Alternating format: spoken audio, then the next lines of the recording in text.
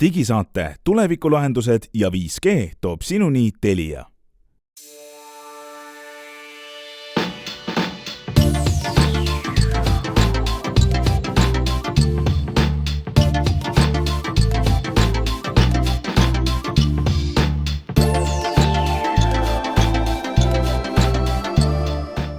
Tere head kuulajad, 21. novembri nimetud digisaade algab ja täna on teiega saates Hans Lõugas, Henrik Roonemaa, Glenn Pilver ja Meelis Väljamäe.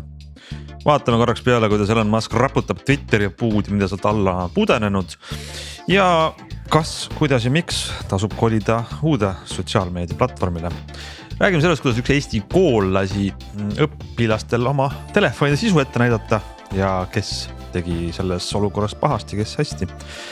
Oluline tarbija uudis selles saates, kuidas odavasse telepulka saada endale äpid, nii et oma iga telekast nutikaks muuta. Ja saate lõpuks põnevaid vidina uudiseid ka.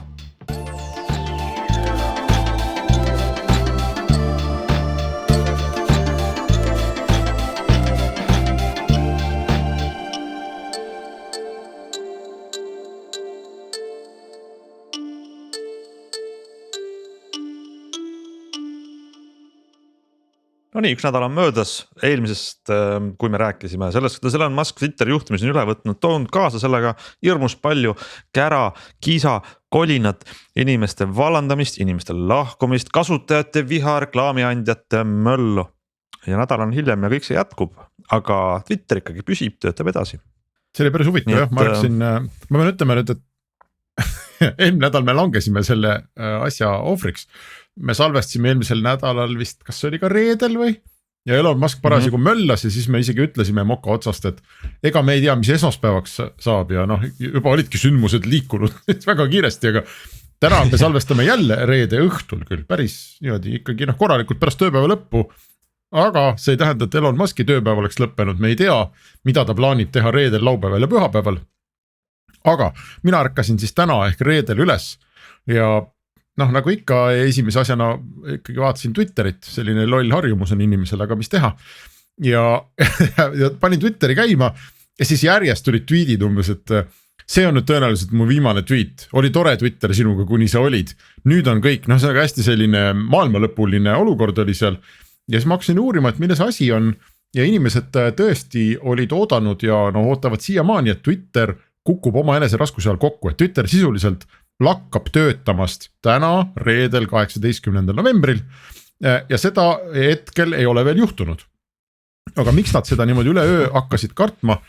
Oli see, et Elon Musk jätkab firma juhtimist vapral moel ja ta mõni päev tagasi siin saatis e-maili kõigile Twitteri töötajatele, kus oli vist, kas oli Google Formsi või mingi link oli ühesõnaga, mida tuli klikkida. Ja põhimõtteliselt seal e-mailis oli kirjas, et sõbrad, et nüüd läheb tõsiselt raskeks, et nüüd tulevad ülipikad tööpäevad, me veri ninast välja, müttame siin Twitteri nimel, väga keeruline olukord, suured väljakutsed ja te peate olema kõigeks valmis ja te peate umbes kõike andma endast ja need, kes soovivad seda teha, vajutage seda linki ja need, kes ei soovi, siis teadke, et teile on adjöö, eks, teie sugustel ei ole siin Twitteris midagi teha. Ja see läks paar päeva mööda ja siis täna ehk siis reedel, kui me salvestame, reede hommikuks olid siis hakanud jõudma ajakirjandusse esimesed uudised sellest, et enamus inimesi või praktiliselt ütleme, mitte keegi Twitteris ei vajutanud seda linki, et praktiliselt mitte keegi väidetavalt ei tahtnud Elon Muskiga jätkata ja sellest järele jäänud, palju seal on töötajaid järel? 3000 midagi? 7 midagi 3, oli? 3, pakkunud 5. 3, no võtta jah, et seal oli 7000 midagi minu meelest oli ja Elon Musk lasi neist pooled lahti ja nüüd nendest mõnest tuhandest, kes siis järgi jäid, väidetavalt valdav enamus on otsustanud minema jalutada Twitterist ja juba tänaseks vist on minema jalutanud või otsuse teinud või sellest otsusest teada andnud tervete oluliste selliste tuumiktiimide kaupa inimesi, kaasa arvatud tiim, kes maksab palka Twitteri inimestele on otsustanud praktiliselt in corpore lahkuda ja valdavalt ei ole siis lahkumisse otsust teinud need inimesed, kes on tulnud tööle USAsse Twitterisse väljaspoolt USA'd, kelle viisa tingimustes on kirjas, et nad peavad seal Twitteris töötama ja neil on väga raske Twitterist lahkuda. Aga nagu ikka, segadust on väga palju igatahes kogu selle suure väidetava lahkumise peale noh, hakkasid kõik ootama, et kuna Twitter on ilma meeskonnata ja ilma kaptenita, et siis ta on nagu laev, mis lihtsalt riivib merel ja noh, on ainult aja küsimus, kuni ta põrkab millegi vastu ja vajub põhja. Ja seda on nüüd siis päev otsa oodatud, praeguseks hetkeks seda ei ole juhtunud ja võib juhtuda, aga see ei pruugi juhtuda täna, see võib juhtuda nädala pärast või noh. Jaa, et mingi aeg need arvutid seal põlevad ise, tuluksed põlevad, eks ole, asjad jooksevad. Ei tea. Ma pean ütlema, et tegelikult on, ütleme jällegi, ma ei taha ära sõnuda nüüd, sest kuigi nüüd pärast nagu kuuleb, siis on palju naermist, aga hetkel tegelikult ei ole midagi väljastpoolt näha, et mitte midagi, kõik toimib. Kõik toimib, inimesed säutsuvad, möllavad, info, pildid, videod, kõik liiguvad asjad ja isegi üsnagi kiire on. Mis jällegi ei tähenda, et ei võiks juhtuda, aga küll aga see on IT-tööandjate mõttes on see selline õpetlik saaga. Mulle meenus lihtsalt kogu selle virvarri peale, no esiteks ma siin ka sirvisin uudiseid natukene, ma sain teada, et Twitteri kontor on praegu üldse kinni ja tehakse lahti siis, kui meie saade vist muutub avalikuks. See ka, just. 21.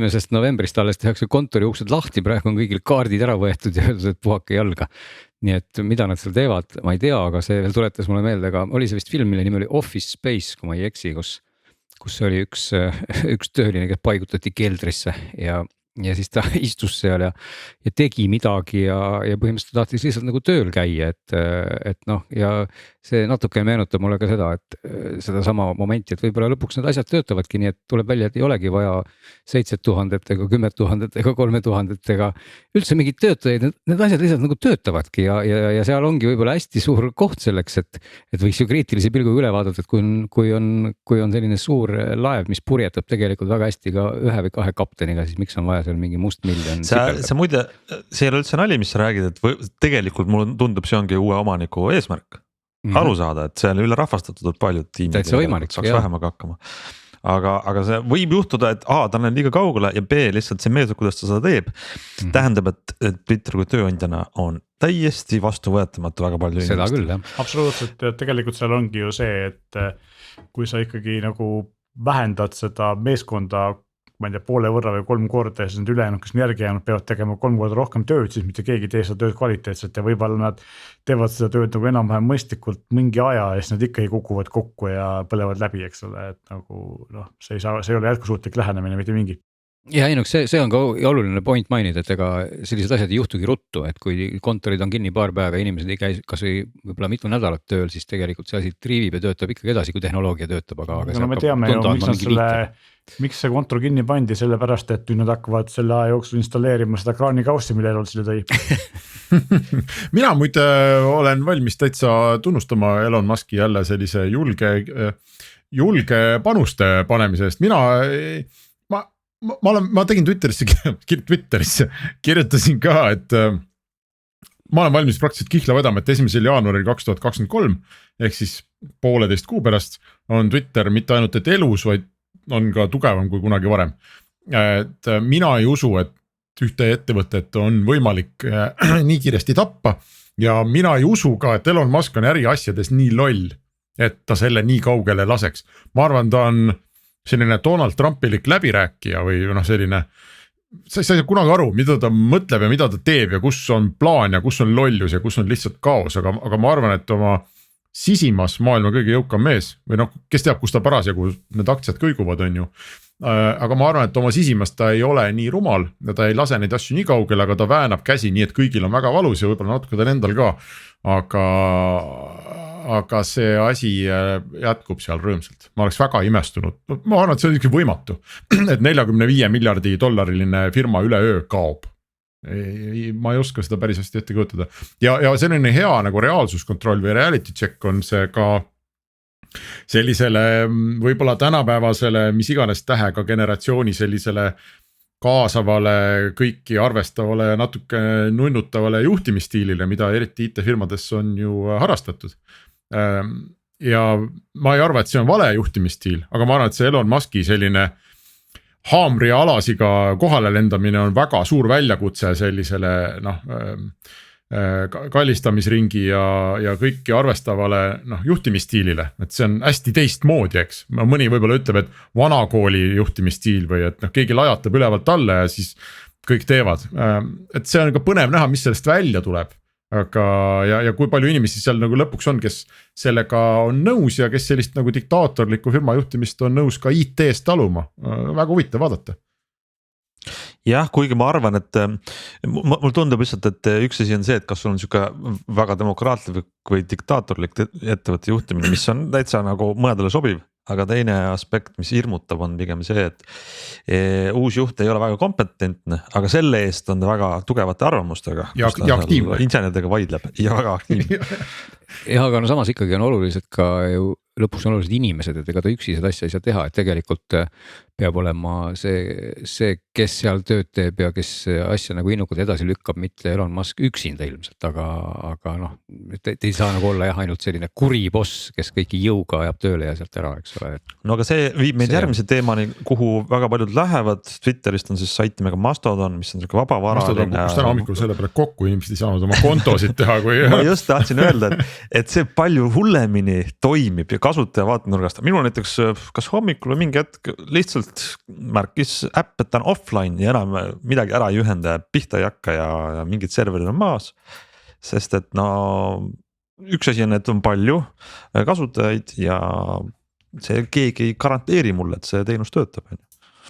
Jah, aga mina muide arvan, et no, vaata selline nagu loovisikuid hoidab ja kõigiga arvestab juhtimisstiil ja et see on tõenäoliselt väga hea selleks, kui on vaja firmas kreatiivselt midagi leiutada ja seda asja edasi viia ja edasi arendada ja inimesed tulevad ideedega ja kõik tahavad panustada ja kõigil silmad säravad ja sinu väljakutse juhina on võib-olla see, et kuidas inimestelt need head ideed kätte saada ja siis panna nad selle nimel tegutsema ja aga Twitter ei ole, võib-olla Elon Musk on arvestanud sellega, et ta lihtsalt tahab, et Twitter tiksuks praegu edasi.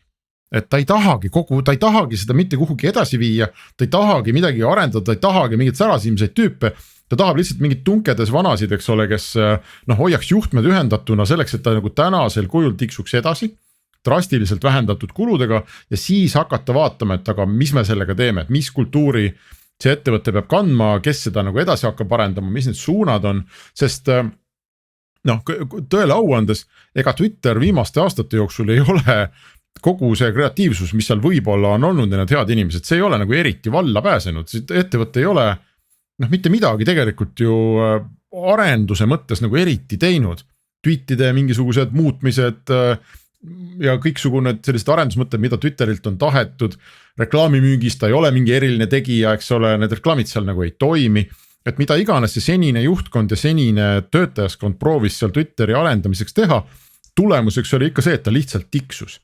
Ja noh, miks siis mitte lammutada ära kogu see jura, mis ei tööta ja hoida teda tiksumas ja ehitada uus süsteem, mis äkki suudab. Maskil on tegelikult see probleem, et enamus sellest rahast, mis ta Twitterist maksis, mida on väga palju, ei ole tema oma, ehk siis ta peab seda kuidagi tagasi maksma, ehk siis tema eesmärk oleks panna Twitter kasumit teenima, ehk siis põhimõtteliselt kõik need $8 checkmarkid ja kaasa arvatud kogu see reklaamibusiness peaks ju selle eesmärgiga olema loodud, aga oma juhtimisstiiliga ta on nagu enamus neid suure rahakotiga reklaamaindeid sealt nagu praeguse ära hirmutanud, et tegelikult see tegevus toimub vastupidisena sellele, mis ma saan aru, et sa tahad teha seda firmat õhemaks ja vähendada kulusid, aga kui sa teed sellises stiilis seda, siis see nagu töötab eesmärgile vastupidiselt. No saame näha, ma saan aru, et keegi teist ei taha minuga kihla vedada seal, et kas ei, ma olen pigem nõus, et ei, see on täitsa õige. Kokku, jah. Aga huvitavam oleks kihledu, kui sa paneks aastanumbriks 2024 1. jaanuar, sest selle aja peale võivad rohkem midagi juhtuda. Ma arvan, et siis on tõenäoliselt Twitter õitseb. Väga huvitav. See on ikkagi inimene, kes on kogu maailma pööranud elektriautode usku praktiliselt üksinda ja viinud kosmose täis mingid satelliite, mis annavad interneti üles ja alla. Võiks isegi öelda, et need on lihtsamad probleemid.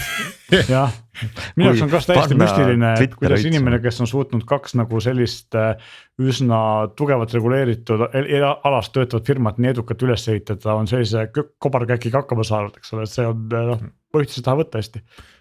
No veel ei tea. Mina ikkagi ütlen, et see on mingid käkki, et selles hulluses on meetod, see inglise keeles on selline ütlus. Jah, võimalik. Aga ma olen võib-olla tarbetult optimistlik, et eks näeme. Aga Hans, aga Mastodoni juurde me juba korra jõudsime.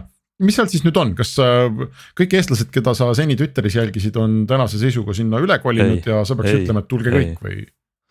vastupidi, minu arust pole midagi muutunud, et on paar inimest on sinna tekkinud, aga see sisu, mida jälgida Twitterist, seda seal Mastodonis minu jaoks ei ole, pluss ta on lihtsalt tõrgub oma ülekoormuse all, nii et ma ei tea, Mastodoni selline tähehetk on, see ei ole nagu uus mobiilimäng, mida kõik tõmbavad ja mängivad koos, sest et sotsiaalvõrgustiku väärtus on selles nii-öelda kontaktides.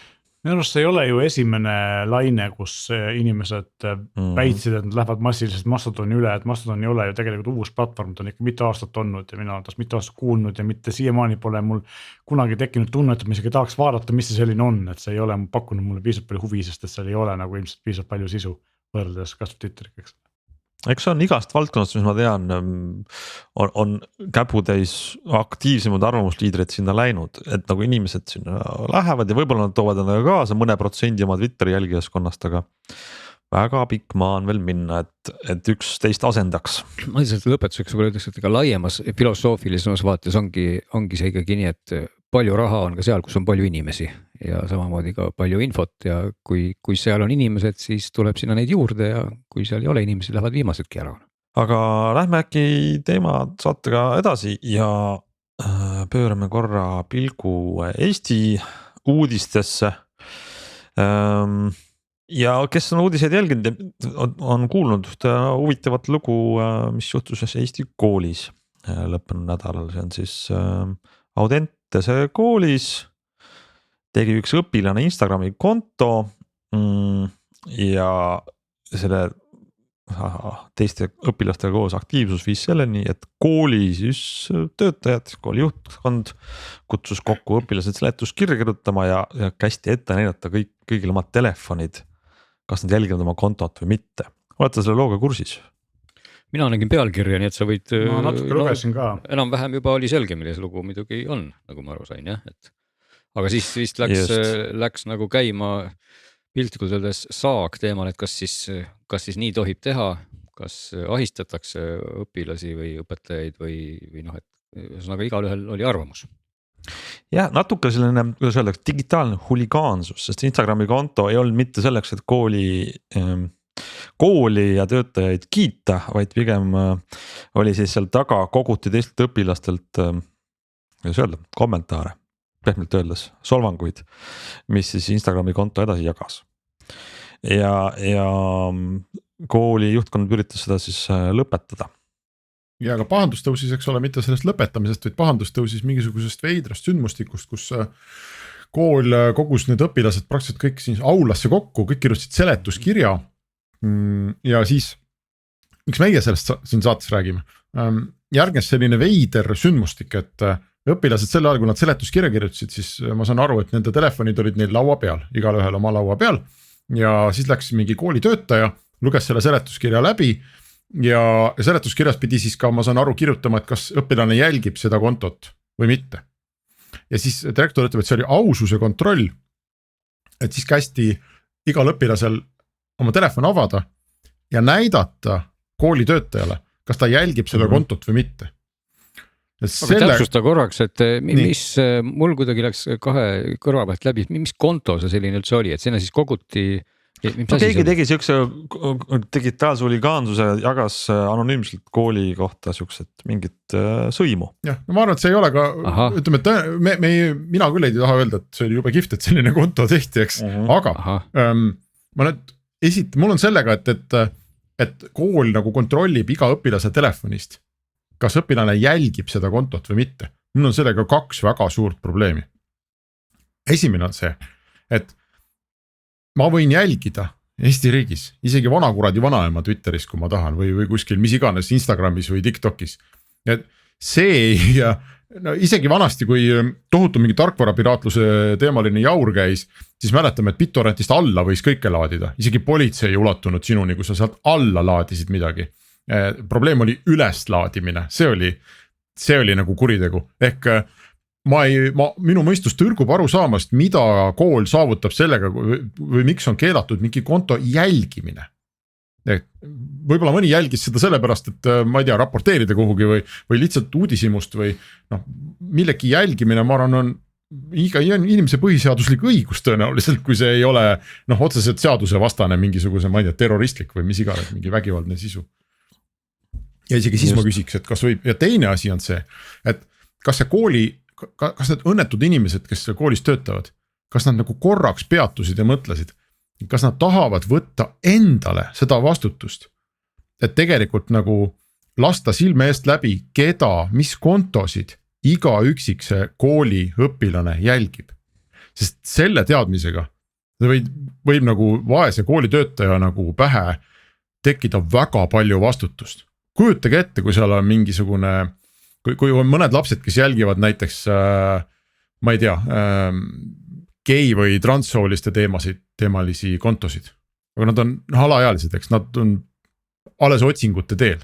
Võib-olla keegi jälgib mingit koduvägivalla või mingisugust või mingit hullemat nagu asja, mis on üliprivaatne, siis minu mõistus nüüd eriti tõrgub aru saamast, et kuidas on võimalik, et mingisugused inimesed, täiskasvanud inimesed koolist sunnivad lapsi laotama oma sellist nagu eraelu niimoodi avalikkuse ette ja veel tahavad võtta endale seda vastutust, et sa järgmine kord vaatad seda klassi õpetajana.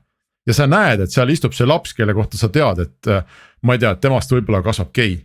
See on uskumatu, miks peaks üks terve mõistuslik täiskasvanu tahtma selliseid asju üldse teada. Kui vanade lastega see üldse tegemist oli?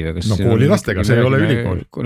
No jah, see on ülikool muidugi, väga suur vahe on, kas me vaatame tegelikult nagu võib-olla 9-10 aastase lapse kontot või 15-16. Ma isegi arvan, et ei ole väga suurt vahet. Seal oli pigem olid nagu see gümnaasiumi õpilased, aga väidetavalt osad põhikooli. Aga alaealised on siiski kõik, eks.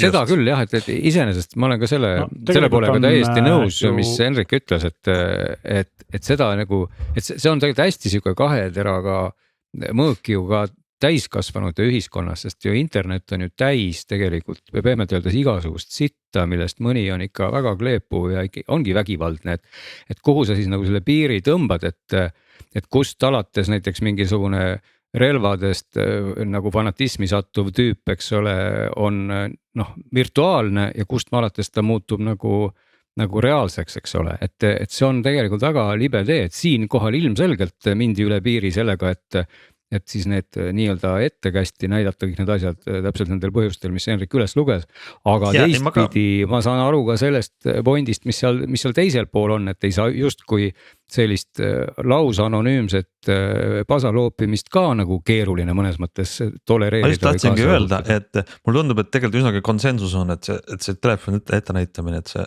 ei olnud kuidagi mõistlik samm, aga mida teha, kas kool peaks üldse midagi tegema? Kui toimub selline kampaania korras väga lihtne võimalus on seal, et kui kool arvab, et on tehtud mingisugune, ma ei tea, väärtegu, kuritegu, siis on võimalik teha avaldus politseile ja politsei tegeleb nende inimestega, et see ei ole kooli asi nendes. Ja on võimalik rääkida ka vanematega, laste ikkagi alaealistest vastutavad nende vanemad.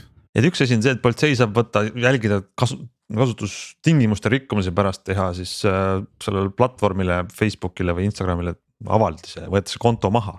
Aga pigem, et mida peaks kool tegema, et nagu õpilastega dialoogi arutada, et mis teile ei meeldi, mis probleem on ja kuidas nad saaks selle probleemi nagu anonüümselt või nimega välja öelda. Mulle tundub, et seal on tegelikult see, mida peaks tegelema. Üsna sarnane, natuke teistmoodi, aga mõnes mõttes haakuv teema on see, praegus juhul on see palju hullem, kui see on tegemist on lastega, eks ole, aga kui mõnes riigis kipuvad tekkima asjad, et kui sa oled kodukontorist teed tööd ja siis su tööandja tahab tingimata sind arvutit jälgida, et mida sa täpselt teed ja kui palju sa tööd teed, see on ka nagu kogu aeg on kaamera sees. Samasugune, jah. Aga see ei ole päris samasugune, et siis sul on tööarvut ja tööaeg ja on nagu normaalne eeldada, et sa ei jälgi seal kontosid. Jah, aga samas seda saab mõõta teistmoodi. Mis on privaatsed. Ei, see ütleb selles mõttes, ma ütleks selles mõttes igal juhul, nagu Hans ütles, et selgelt, et minust selle juhtumi puhul oli siis selgelt nagu üle reageerimine igal juhul, kas või täpselt sellel põhjusel, mis Henrik siin üles kõik loetles on ju, et kui sa ikka tõesti avastad kellegil sellised asju, mis võib-olla teda, õpilaste suhtes on ju hoopis teine teema, ongi see kiusamine või solvamine või halvustamine ja kui sa leiad täpselt selliseid temaatikaid, mida keegi tahab hoida privaatsena ja mis ei ole üldse vägivaldsed, siis on see ju hoopis vastupidine lugu, aga samal ajal ma näen ka seda teist poolt asjas, mis ongi nagu see, et sa pead ühiskonnas ja ka koolis tervikuna aru saama, et millal ja kuidas oleks õige aeg kusagile sekkuda, et noh, kui lihtsalt tuua mingi väga meelevaldne paralleel siin viimastel aegadel on ka jooksnud uudistest väga terava teemaga läbi, kuidas mingid suured koerad jooksevad ringi ja inimesi hammustavad ja ära söövad. Ja siis öeldakse, et enamik nagu politseisid ja ametnikud ütlevad, aga me ei saa ennem justkui midagi teha, kui see koer ei hammustagi kellegi kõrva ära, eks ole, et nii kaua, kuni see koer seal ringi jookseb ja lõriseb, noh nii kaua sorry vaan, eks ole, et noh, mis me ikka siis siin teeme, eks ole, et aga teha saab alles siis, kui keegi on põhimõtteliselt surnud või poolsurnud, et see on nagu natuke seesama teema, et päris nagu minna lasta ka ei saaks ikkagi, ütleme nii. Aga koolis töötavad ju professionaalid, no ma ei kujuta ette, kuidas saab kivipallurite kamp lihtsalt nagu. Ma ei tea Audentese kooli kohta mitte midagi, kõikides koolis ei tööta professionaalid. Ja ma tahtsin just öelda, et see jõuab tegelikult teise probleemi, et ega meil õpetajatega nagu lihtne ei ole selles mõttes, millest ei ole neid piisavalt, noh ühesõnaga, et ja ma ütlen seda tegelikult kogu respektist kooli kui sellise vastu, et jube raske on ja kus sa tead, kas lapsed, kes kirjutavad roppusi, kas see on see maa, kus nad katsetavad piire, et kas minu roppuse eest järgneb mingi karistus või tegelikult on mingi koolis mingi ahistav olukord ja sa ei saagi muud moodi välja öelda seda, vanemad ei kuula, kooli, keegi ei kuula juhtkond ja sa pead tegema mingi anonüümse konto. See on nagu äärmus ja sealt vahelt tuleb leida tegelikult, see on see raske probleem, et kuidas siis julgustama lapsi niimoodi ennast väljendama, et esiteks sellest ei sõida pasunasse või ei tee nagu liiga, aga samas sa ka ei keela ära seda, et kuule, rääkida võib ja rääkima. Ja samas peab ikkagi jääma ka, mina nagu ei väsi ka seda aspekti ikkagi korraldamast, et mingisugune jutumärkides mõõdukas vits peab ka jääma ikkagi kooli või lapse poolt, et see on noh, et ei ole olemas vähemalt seni ei inimeste ega loomade seas sellist ühiskonda, kes kasvab toredaks ainult pai tehes. Et nii ei ole lihtsalt, ükskõik kuidas me seda tahaksime, keerab see kuskile poole kaldu, et ma mäletan ka oma kooliaegadest, kus oli, käisin 7. keskkoolis, kus oli ka kool oli selline, et kui vaatasid mingit kõrval naabripoiste kooli, siis sinna mindi umbes nagu taheti, et noh, täna ei viitsi, siis ei lähe aga mul oli nagu selline tunne, et kui kooli ei lähe, et siis nagu maailm plahvatleb, et see oli nagu nii range lihtsalt ja teistpidi võib-olla see ongi tore, et võib-olla ma oleks täna vangis, kui ma ei oleks teistsuguses koolis, ma ei tea, eks ole, nii et ma tahangi nagu seda öelda, et seal see ei ole nagu mustvalge maailm, aga ilmselgelt jah, sellega reageeriti üle. Igatahes väga hea kaasus tegelikult toob palju mõtteainet ja palju erinevaid teemasid kokku ühes kohas koos. Ma lihtsalt loodan, et kui järgmine kord seal keegi klassi ees seisab ja vaatab mingi õpilase silma ja mõtleb, et mida ma su kohta tean ja kuhu ma selle panen ja kas ma mingite teiste tädidega nagu sünnipäeval pärast 2 lõiku sefiiritorti ja 2 pitsi konjakit räägin, suudan seda enda teada hoida või suudame. See tekitab nii palju mingit absurdseid küsimusi, et minu meelest mida vähem teada mingis mõttes seda parem, kui see pole sinu asi. Kui see on sinu asi, siis on ka sinu asi teada, kuidas sa saad teada. Ja kui see pole sinu asi, siis jumala eest ära tänapäevases nagu andmekaitse ja no sellises ühiskonnas, kus kõik on digitaalne ja kõik on võib-olla kõigile näha, siis ma ütleks, et mida vähem sa tead asju, mis pole sinu asi, seda lihtsam sul on ja ma arvan, et koolitöötajad tegid endale nagu päris suure karuteene sellega. Arvata on ja loodame, et on vähemalt õppejõuniks teistele, kes sellest kuulevad.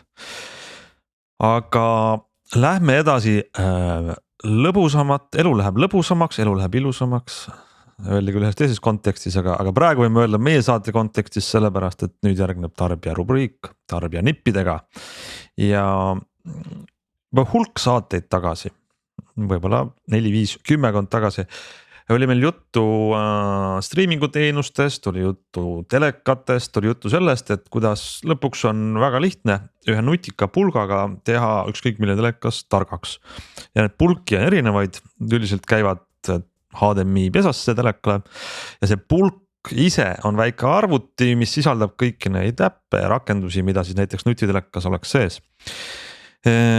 Ja toonase vestluse käigus Meelis mainis meile, et tema on läbi teinud tööle pannud siis sellise nutika viisi, et Meelis, sa nüüd paranda minu sissejuhatust, aga kui mul õigus on, siis sa oled kasutad Amazoni Fire Sticki, mis on üks oma taolistes soodsaim pulk ja oled sinna leidnud viisi, kuidas sinna peale saab mõnusasti ja mugavalt Google'i rakendusi panna. No ütleme siis niimoodi, et tsiteerides klassikuid siis, et kõik ausalt ära rääkida, tuleb alustada sellest, et küsimus miks, eks ole, ja siin on nagu mitu mitu küsimust, et esimene küsimus on see, et. Esimene, miks Amazoni pulk? Jaa, nii ongi. Esimene asi on see, et meie kodus siin oma väikses peres vaatame üsna palju Briti telekanaleid. Ja esimene asi, kuidas see teha saab, on see, et sul on vaja VPN-i, eks ole, noh, nagu me kõik teame, et mõned asjad on lihtsalt geoblokeeritud. Teine asi on see, et minu esimene ja teine soov mul oli, et ma saaksin kõik asju teha ühe seadmega. Ja algselt ma panin suhteliselt suured lootused selle Telia Androidiga boksi peale, eks ole, kuna teadsin, et see oli tulemas ja seal oli, kui see boks tuli, siis minu esimene üllatus oli see, et üllatus, aga Telia suhtis teha 140 eurose boksi, mis ei toeta Netflixi, sest nad ei tahtnud sellest maksta, nagu ma aru saan. Telia boksid Rootsis ja Soomes toetavad Netflixi, nii et ei tea. Oota, aga ma teen korra pausi sinu teemasse, et see telekanalide, see sisu, millest sa räägid. Jah. See kõik on saadaval äppidena või? Just, nii, sinna me nüüd jõuamegi. Nüüd esimene asi oli see, et kukkus ära Telia boks, sest et ei toeta Netflixi. Nii. Ja teiseks on see, et tegelikult pulk on mõnes mõttes parem kui boks, sest et ta on väiksem, kui sa tahad mis telekat seina peale panna, siis ta võtab vähem ruumi. Boksi eeliseks on see, et tal on füüsiline kaablipesa, et kui sa wifi on võib-olla kehv, siis saad kaabli sinna taha pista, eks ole, maitse asi. Aga teine asi oligi see, et mis ma veel oma üllatuseks avastasin, oli see, et inglise telekanalite jaoks kummalisel kombel Android TV-d ei ole olemas. Ehk siis neil ei ole olemas standardset Android TV äppi enamasti, mida saab kuskilt Play Store'ist alla laadida ka Inglismaal. Neil on olemas üks ühine teenus, mis on nii-öelda wrapper, mille nad litsenseerivad siis vastavalt tootjale. Ja täpselt samamoodi nad teevad seda ka üksikud äppide, näiteks Sony teleritel on see olemas. Philipsi teleritel ei ole, mis ei ole Inglismaal teemaks, eks ole, samuti Xiaomi pulgal, mis meil on siin populaarne, lihtsalt ei ole, et üks variant on see, et seda nii-öelda Channel 4 äpp ei ole olemas, kui üldse saad ainult läbi selle nii-öelda sellise wrapperi kasutada, mis Eestis ei tööta. Ja see wrapper on äpp, mille sa saad laadida Google. Ja see on, ma praegu julgen seda nime öelda, aga see on nagu ühesõnaga selline inglise kanalite enda tehtud selline nii-öelda poes või selles mõttes selline asi, mille kaudu nad siis free või play on ta äkki ja kus kõik siis inglise platvormid koos on, eks ole. Ja teine siis ITV eksisteerib küll ITV jaoks Android TV äpp, aga kui sa installid, siis ta ütleb, et sorry, aga sinu seade ei ole whitelistis, nii et sa ei saa seda kasutada seal. Ja nii lihtne see oligi ja kuna nii Rokule kui Fire TV'le on need kõik äpid olemas ja vana Fire TV Sticki peal ma ka neid kasutasin, siis tekkis küsimus, et miks mitte siis vaadata Eesti kanalid selle pealt, siis tekkiski järgmine küsimus, et minu vana Fire TV Stick, mis on mitu aastat vana, kuna Amazon teatavasti ei uuenda Androidi seal väga tihti, selle Fire OS-i Androidi versioon oli äkki 6.0 või 7.0, midagi sellist üsna vana, eks ole. Ja uuemad äpid nõuavad uuemat Androidi, Telia TV-l on see miinimum 8 ja vist Go3-l on 7, ehk siis Eesti asjad ei töötanud seal peal.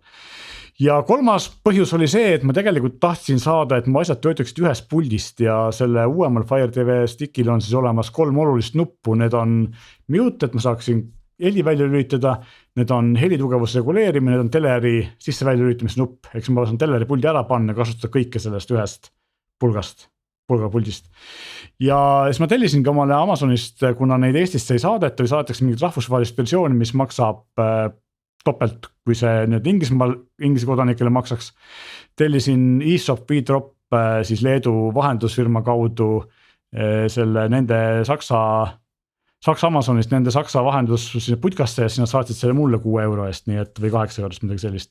Sain ta kokku, võtaks ikkagi alla 40 euro kätte. Kõige kankamasse, kõige viimase, et tegelikult päris hea hind, eks ole. Ja siis ma hakkasingi sellega nagu möllama, et õnneks kuna mul oli Amazoni konto olemas, siis kõik need inglise kanalid ja Netflixid ja muud asjad, mis mul olid, tulid nagu umbes nagu iPhone'il, et logisin sisse ja kõik oli automaatselt olemas, eks ole, nii et selles mõttes see oli nagu väga valutu.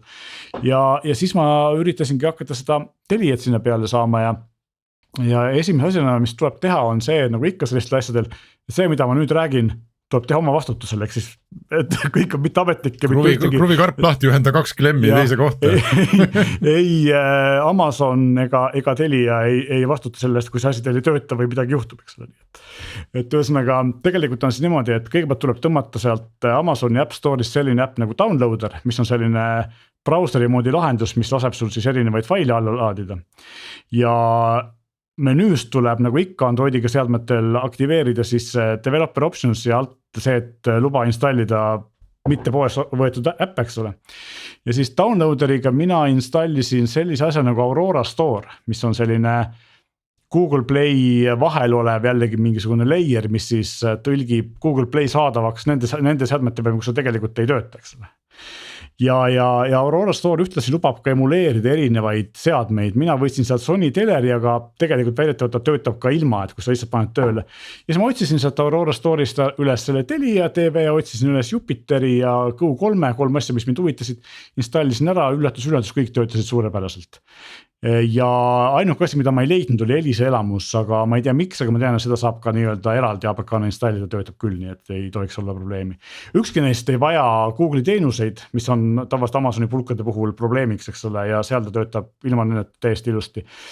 Huvitav on see ja ma ei oska öelda, kas see on Telia küsimus, aga Telia äpi põhimiinus Androidi seadmetel minu jaoks on olnud see, et ta avaneb aeglaselt, ehk siis kui ma Telia äpi lahti teen, siis tükk aega on see rõngas seal ees ja mõtleb, et teistel äppidel mitte ühelgi avamine nii kaua aega ei võta, aga nii naljakas, kus ei ole, siis Fire TV peal ta avaneb kiiremini, kui avaneb selle näiteks selle Xiaomi boksi peal või siis ka Telia enda boksi peal, eks ole. Telia enda boksi peal on ta natuke kiirem kui Xiaomi pulga peal, ilmselt sellepärast, et talle on antud seal mingi prioriteet sisus, loogiline oleks, eks ole. Aga Fire TV peal on kõige kiirem. Minul on seal veel üks kummaline asi, mis on loogiline, on see, et üks geobloki meetod Channel 4 äpil on see, et ta vaatab su seadme aega, ehk siis saaks samas ajavööndis. Ehk siis mul on pandud selle Fire TV stiki kell on pandud 2 tundi tagasi ehk inglise aja peale, muidu ta ütleb kohe tunnust ära, ma ei mängi, mis tähendab seda, et Telia TV samas seadmes ei näita mulle telekava, sest et lihtsalt aeg ei klapi, eks ole, loogiline ju. Eks on probleeme, aga töötab ilusti ja Go3 töötab ka muideks väga ilusti ja näitab kanaleid ja Jupiter samamoodi, nii et mina sain nagu lahendatud, et ma ei oska küsigi, kui teil on küsimusi. See Aurora töötab, kuni töötab, jah. Kui töötab, kuni töötab, jah. Aga ma ei näe ka tegelikult põhjust, miks seni, kuni need Sideloadi asjad töötavad, et Telial või kellelgi ei ole ju põhjust panna seda asja kinni. Nemad, sa oled maksev klient ja sa vaatad seda teenust nende ametliku äpi kaudu, mis siis, et see on kuskilt mujalt installitud. No neil on kuskil mingi Excel, mis ütleb, kas neil on kasulikum sul sundida sind ostma seda 140 eurost digiboksi või 40 eurost Fire Sticki. Aga ma arvan, sinna vahel jääb kas see sama 55 eurone Xiaomi stick, mis mul olemas on. Plus sinusuguseid on 3,5 inimest Eestis, nii et selles mõttes ma arvan, nad väga ei ole ju tegelikult see ei ole mass, eks ole, see on väga väike osa inimesi, kes seda teevad, sellist asja teevad. Aga mina olen lõpptulemusena enam-vähem rahul. See Aurora Store on päris huvitav leid, mis aitab siis tõlkida siis ühe äpi. Ma tükk aega googledasin kuidas seda tööle saada korralikult, ma leidsin juhuslikult seda Aurora Store'i, ma parem kuulnudki sellest midagi. Ma olin tegelikult juba alla andmas ja siis ma nagu leidsin selle. Ütle uuesti korra, milline Fire Stick sul on? 4K Max äkki 4K Max, see on kõige võimsam. Max on see igal juhul, see taga peab olema, see on kõige uuem. 4K Max. Osadel vanadel 4K-del on veel see vanem Androidi versioon peal. Selge. Ma tahtsin siin lisada oma väikse huvitava, palju vähem huvitava ja palju vähem põhjaliku seiklusega. Ostsin Hisense'i teleri, sest ma guugeldasin, et mis on kõige parem odav teler ja päris mitmed saidid, kes midagi teavad asjast, andsid vastuseks teatud Hisense'i mudeleid, millel on local area dimming isegi seal 600 eurosel suurel teleril ja nii edasi. Ja siis kuna mul oli kiire ja ma olen laisk, siis ma ka guugeldasin, et kas sellel on Google või Android TV ja mingi sait ütles, et on ja tellisin ära, siis selgus, et ei ole, neil on mingi enda, mis iganes asi. Neil on see, et odavamatel ei ole ja kallimatel on. Ja huvitav on see, et puldi peal on, mul ei ole pulti käepärast, aga mulle tundus, et vähemalt 6 nuppu erinevate streaming teenustega, kus sa saad otse. Selleks, et saada seda nõusoleku sinna platvormi peale minna, tahavad oma nuppu saada. Ja mis on huvitav, et mis iganes tarkvara nad seal teleris kasutavad, see toimib välgu kiirusel. Ma ei ole nii kiiret teleri operatsioonisüsteemi veel nagu nutiajastul näinud. Linuxi peal ja HTML5, eks ole, ongi kõik, et ta ei erine väga palju teistest. aga mida ei ole, muidugi on kõik need äpid, millest me oleme siin rääkinud, Go3-d ja mida, neid ei ole lihtsalt seal poes on ju. Ja siis ma otsisin lahendust ja mina ei teadnud, et on olemas Google'i Chromecasti pulk Google TV-ga. Ehk mingi versioon sellest on see, kus on see Android TV ka sisse Chromecasti pulgale sisse ehitatud.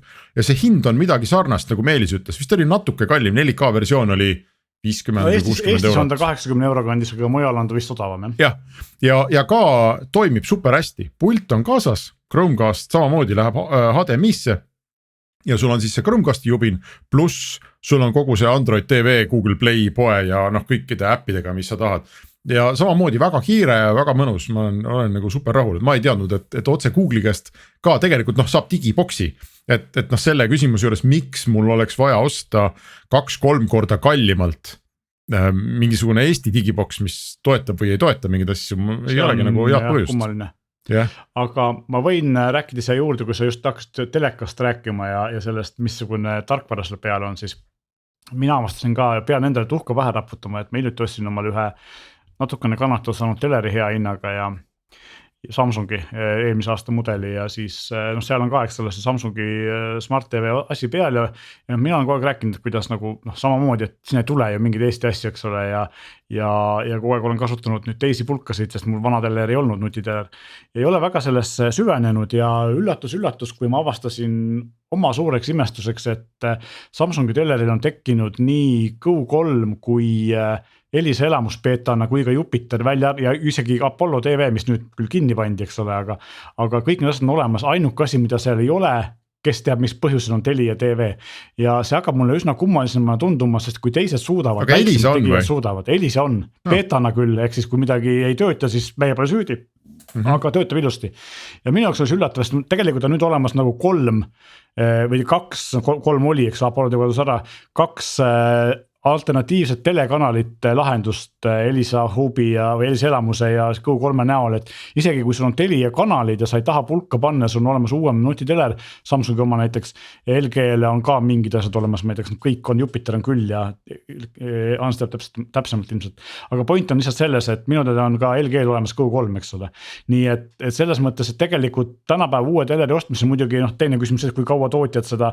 platvormi uuendavad, et mingi hetkel võib-olla sa pead sinna mingi pulga ühendama, aga see on nagu tuleviku küsimus, aga praegu tegelikult sa saad ilma juhtmeta Wi-Fi kaudu Eesti telekanalid niimoodi, et sul on ainult telekas, sul ühtegi asja küljes.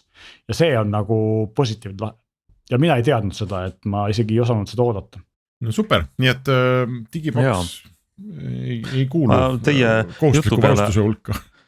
Võtsin mõned poed kohe lahti ja kuigi selle musta reede on veel aega, siis ma vaatan, näiteks Saksast on juba päris palju musta reede pakkumisi, siis Amazoni 4K Max pulk on 35 eurot ja see Google'i Chromecast TV on 55 eurot, et iga tähes. Mina maksin selle Maxi eest ka vist 33,99 pluss siis transport oli tasuta Saksa piires ja siis vahendusfirma võttis 8 eurot, nii et kuskil 40 tuli ta kokku.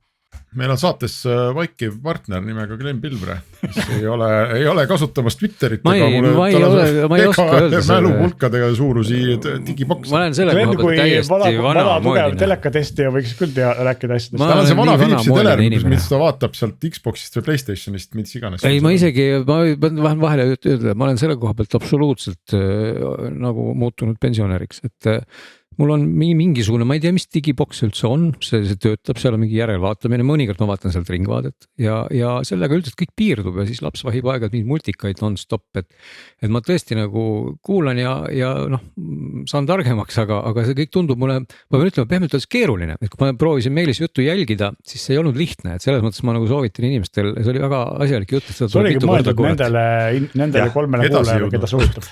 Ja, et seda peab kuulama mitu korda ja ma mõtlesin ise ka, et äkki peaks tõesti siis ka mingi pulga oma vanasse telekasse pistma, aga samas tahate, nagu see lifehack on see, et kui te tahate teada täpsemalt, ei suuda seda juttu jälgida, siis minge YouTube'i, kirjutage sisse Fire TV, Stick ja Aurora ja tuleb õpetusi, nii et väga hea. Aga Glenn, kas sa tahad meile rääkida mõnest muust asjast, mida ka sa siis telekat küll ei vaata, aga kuulad midagi, filmid midagi? Jah, väga krüptoloogilised vihjed loomulikult. Teisi ots lahti, ava oma kaardid. no ütleme, et võib-olla ajakohasemalt võiks siis mainida, et GoPro ju sel sügisel. No räägi, talv tuleb, suusatamine, lauatamine. Millega ma filmin oma need hetki, viimased 11 aastat või on see rohkem või ma ei tea, 11 või 12 aastat on ju GoPro igal aastal peaaegu, võib-olla jäi midagi vahele, on ta toonud uue kaamera välja, nüüd on siis järg käes GoPro 11 juures ja see on ilmselt ka selline asi, et kui keegi teab, et on olemas GoPro kaamera, siis kindlasti ei teada võib-olla täpselt, mis vahe on seal 9. või 10. või no mis iganes numbril. Kas üldse on? Kas üldse on ja GoPro võiks tegelikult üldse nimetada, oleks kõigil palju lihtsam ka vanematel inimestel, isegi noorematest rääkimata, et need kaamerad võiks olla aastaarvudega, et võiks olla GoPro mis iganes 21 ja GoPro 22 ja GoPro 18, siis me teame väga täpselt, mis aastal see on tulnud, mida võiks sealt oodata ja mida seal ei ole, igal juhul nüüd tuli siis GoPro Hero Black 11 ja.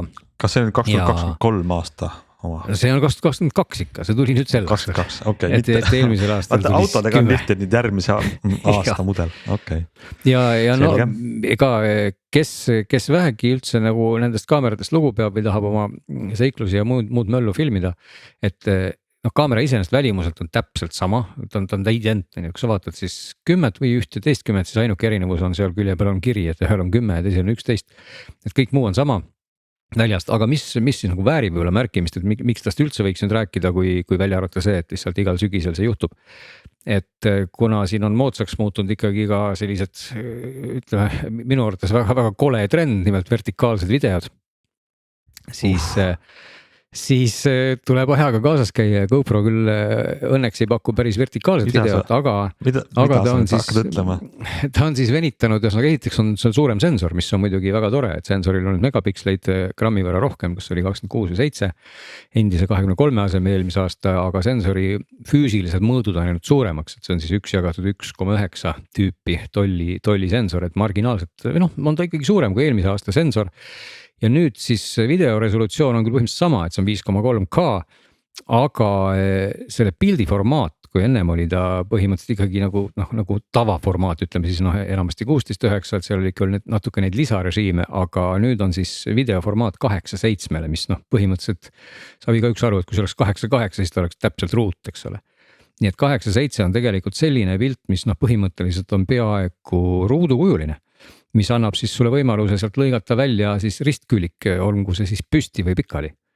Ehk et just nagu mõeldes siis nendele, kes tahaksid oma sisu siis paisata kusagile mobiilidega. Pikslite siis nagu ei kaota või et need landscape pikslid on ikka nii palju nagu need peab olema? No ei, sa kaotad ikka loomulikult, et 5,3K on ta siis ikkagi see täiskaadri, mis ta sealt tuleb, selle resolutsioon, eks ole, nii et põhimõtteliselt kui sa nüüd lõikata siis mingit pidi katki, siis sa jääd ikkagi ka pikslitest ilma, eks ole, et kui sa otsustad lõigata horisontaalseid piksleid vähemaks, siis selle arvelt läheb ka neid vähemaks või kui sa tahad ei, no ma mõtlen ülevalt ja alt, nagu sa võid nagu kroppida, et landscape'i osa jääb siis nagu samaks, laius nii-öelda, kui ma lihtsalt tõmban ta, ma ei tahaks olla ruudulist pilti telekasse, et ma tõmban ta kitsamaks. Siis sa võtad ülevalt alt ära ja siis on laius jääb samaks. Liigutada üles alla, eks ole. Absoluutselt, ja saad kasti liigutada, et see on tegelikult päris suur uuendus, et kui nüüd ongi selline, mis iganes generatsiooni täht võiks olla, kes tahab siis vertikaalset videot ja sellega möllata, siis see tegelikult on märkimisväärne nagu muutus või uus omadus.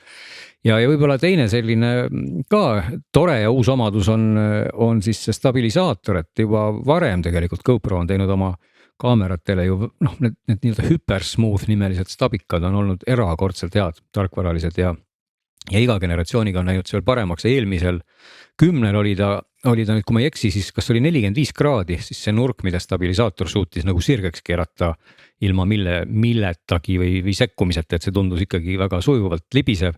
Nüüd on see nurk siis 360 kraadi, ehk põhimõtteliselt kaamera võib teha ka tiiru ümber oma telje ja horisont püsib siis selle koha peal, kus siis kas on seadistatud või siis aitab seda tehisintellekt nii-öelda öelda, ehk et ta suudab hoida horisonti. Ja see peab olema siis ikkagi tiir nii-öelda horisontaalsel teljel. Just seda küll jah, või selles mõttes, et mitte siis jah tiir nagu, mitte saltot nagu nii-öelda, et vaatad maapinda ja siis taevastest, siis ikkagi vahepeal, siis oleks vaja juba sellist kaamerat, mis vaatab 360 kraadise nagu objektiiviga, eks ole. Aga horisontaalteljel see toimib ja tõesti see stabilisaator on selles mõttes tõesti erakordne, kui sa võtad selle kaamera pihku ja lähed lihtsalt jooksed ringi nagu täitsa niimoodi suvaliselt või noh, ma küll ei proovinud seda ilmselt, kui sa koerale teibiksid kuskile kõhu või pea külge, siis tõenäoliselt on sihuke tunne, et mitte koer ei jookse, vaid droon lendab. Et see stabikas nagu noh, see väärib kindlasti mainimist, et see on tõesti nagu äge. Ja ütleme, muud muutused on natuke niisugused jah marginaalsemad, et aku on nüüd noh, tegelikult juba eelmisel aastal GoPro tõi välja samas mõõdus suurema aku, seal oli mingisugune turundusnimi ka. Nüüd on see suurem aku siis kohe 11 komplektis. Seda ma küll tõsi ei ole nüüd testinud, et kas ja kui palju see suurem aku siis nüüd parem on, aga noh, ta peaks olema, see suurem aku oli umbes seal 40% võrra rohkem mahutavusega. Protsessor on ilmselt sama, nii et noh, ütleme nagu selle pildi pool iseenesest, noh, ma sellist täppisvõrdlust ei jõudnud siin teha, et pilt on lihtsalt nagu ikka, ta on suhteliselt hea. Fotoosakonnast on juurde tulnud siuksed ägedad öörežiimid, et sa saad seal ka siis teha sellist triipudega mingeid valgusjutte ja need on siis puudutatud fotot, eks ole. Ja siis noh, kuna ikkagi GoPro kasutaja on ka ikkagi profi hõnguline ja tihti päris proff, et nüüd on siis ka video värvisügavuse bitid on siis kolinud 8/10 peale. Nüüd põhimõtteliselt siis annab see ikkagi oluliselt juurde värvitoone, et kes tahab siis pärast oma videot järeltöötluses koloreerida ja muid asju teha. Et see on ka siuke profide poolt väga oodatud upgrade, et noh, nii. Ei, ma olen väga põnevil sellest, mis sa räägid ja juba otsin lahti kõik poed, kus seda vaadata ja ma lihtsalt ohkan siin kõrval sellepärast, et võib-olla sel põhjusel, et iga aasta tuleb uus GoPro välja või mul põhjusel on see ikkagi väga kirju pilt, et kui palju ma selle osta siis saan, sest et mulle tundub tihti, et üle-eelmise aasta mudel on veel müügil, eelmise aasta mudel on müügil 10. No, ütleme, kui sul on üle-eelmise aasta mudel, siis on ilmselgelt, kui sa oled selline ikkagi inimene, kes kaamerat päriselt kasutab, see ei ole sul ainult riiulil, siis on see nagu raudselt väärt upgrade'i, sest tegelikult 10-ga muutus protsessor, et tuli siia sisse, kui ma eks oli see GP2 oli siis selle protsessori tüüp. Et see andis nagu oluliselt juurde nii kasutatavusele, kiirusele, kõigele, et noh, selles 11 on see nüüd sama, eks ole, et pigem kui sa oled selline aktiivne kasutaja, siis isegi sa võid kaaluda, kas see upgrade 10-st 11 on väärt, noh, kui sa tahad seda ruudukujulist videot või tahad seda super stabilisaatorit, noh, siis on point, eks ole, aga noh, kui sa oled selline võib-olla tavaline hobisportlane, kes korra, ma ei tea, 6 või paar korda aastas võtab kaamera riiulilt, siis noh, ilmselgelt ei ole vaja nüüd tormata poodi seda eelmist põlvkonda välja vahetama, eks ole, et võib-olla siin noh, isegi võib teha ka seda järeldust natuke GoPro enda sellisest turundust tagline'ist või pealkirjast, et kui 10 kohta GoPro reklaamis seda, et see on uue ajastu algus, siis 11 kohta ütles ta, et kohal on lõpuks 11.